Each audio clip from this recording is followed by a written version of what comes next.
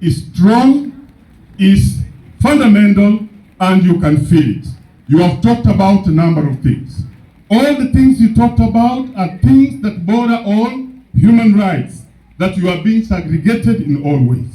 Let me indicate that we as a union had fought and are still fighting that you be in the senior secondary school sector.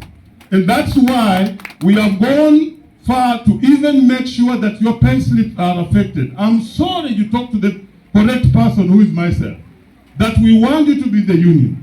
But then you asked a fundamental question which was asked by the leadership of America during the Revolution of America, the American War of Independence, that no taxation without representation. And you are very correct on that, because there can never be taxation without representation. And therefore you are very right and honestly correct to ask that we must represent you well. And we have heard you fully. And therefore, of the things you spoke about, ranging from the Kenya National Examination Card, going to the issue of how you are being segregated, not to even apply for jobs which you qualify for, when there are people who are less even qualified for them and are getting them. I've picked them very well. To the limit where a teacher, high school head, wapi governor, governor, I know what the power of that guy. Hello, order there. I want the governor to listen to this, because he's one other man who gets the ear of the president very quickly. Don't joke with this guy. That one former governor, first governor, that there's a teacher, high school teacher with a degree, who now is converted to a cook to go and cook ugali in a kitchen in a primary school. That cannot be allowed, brothers. That one cannot be allowed. And we are telling you that we are standing firm on those things that you did raise. And going all the way to the fact that you need to be confirmed.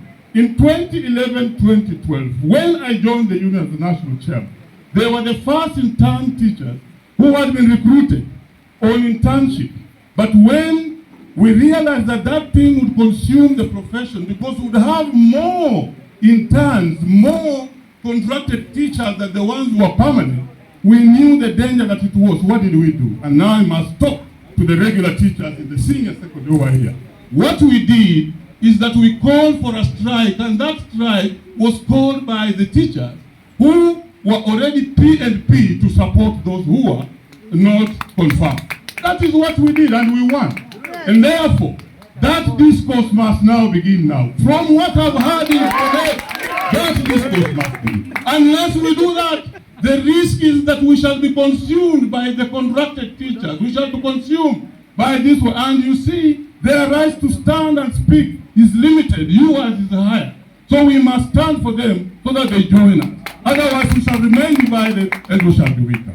And therefore, I'll be transferring this information to Nairobi, to the Secretary General, and we shall have a press conference to communicate to the country about the issue of the JSS, with the intention of making sure that they mainstream into the senior secondary school, and they are actually housed in the senior secondary school. I have something for the political leaders, because all these things.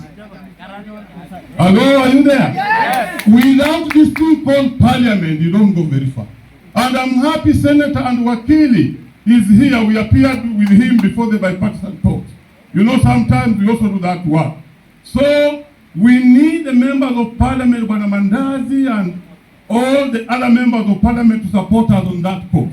So what will I do? I will do a petition to parliament. But then Wakili, when you come here, you must tell us that you are doing pro bono service for this people. You are doing pro bono service. We shall not pay you, so that we are in court to stop that. And that's what I'm sure Wakili will say. That is the direction to go on junior secondary school. The other thing I need to mention, because I'm not saying anything, I want the political leaders to have a chance to speak to you, is the issue of promotion. It has been well tackled by Honorable Donui.